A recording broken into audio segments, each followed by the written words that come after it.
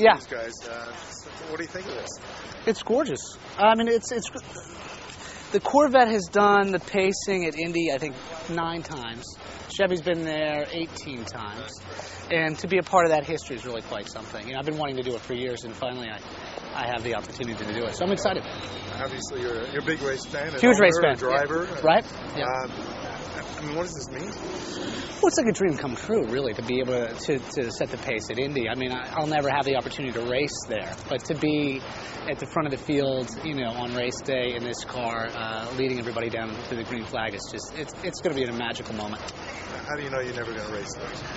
Well, I mean, I know. I think my time's come and gone to do open wheel racing. You know, certainly that's an incredibly dangerous sport. Certainly open wheel racing and the IRL in general. And oval racing is extremely difficult. And those guys are incredibly, well, guys and gals, I should say. There's a number of women in the field this year, so it's going to be exciting. Your wife and kids will probably appreciate that attitude, I guess.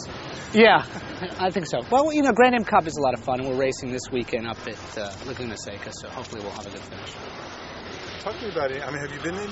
Yeah, this would be my 4th visit to Indy. I mean, the first time I went was the year Montoya won.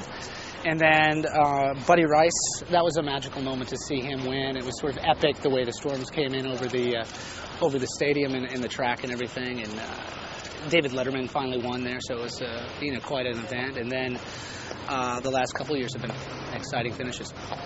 There's just a mystique about that track and that race. Well, the history. I mean, it's 1911, I believe. Yeah, 1911 was the first race there. The history of that track and the souls that are at that track, too. There's a lot of spirits there. And when you go around and you see how many people show up for this race, it's unbelievable.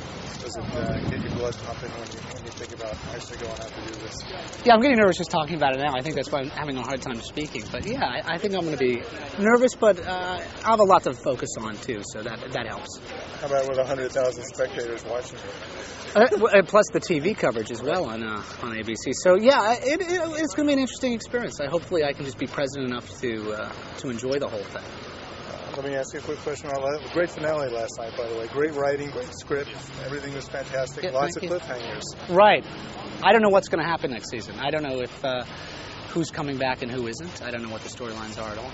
Okay, so I'm anxious to find out what's going to happen. The whole rundown was we don't know what's happening with Burke. We don't know what's happening with George. Oh, yeah, we don't. I don't know. I wish I did. I never really know what's going on. I just sort of show up at the table, read through it, and then discover what's happening then. But there's a new Gray on the set. That's right. A sister has shown up, a younger sister. So I have no idea where we're going. Nothing. No, I'm never told anything. No one is. That's probably the way it should be, right? Because everybody gets their bug. Well, it's always nice to know where you're going sometimes. But yeah, it was good. We had good numbers last night, so we're excited. When do you find out? When you go back? I go back.